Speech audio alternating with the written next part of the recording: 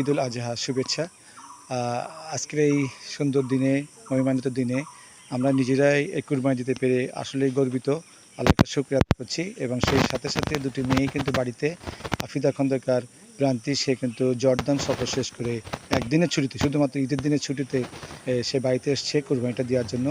এবং সেই সাথে বড় মেয়েও ঢাকাতে ছিল, সেও বাড়িতে এসছে।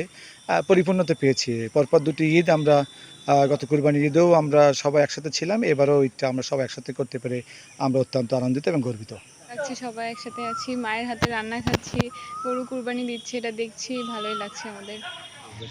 প্রথমে দেশবাসীকে ঈদুল আজহার শুভেচ্ছা, ঈদ মোবারক। প্রতিবারের মতনই আমাদের বাসায় এবারও কুরবানি করা হয়েছে। আল্লাহর কাছে শুকরিয়া যে কুরবানি করতে পেরেছি।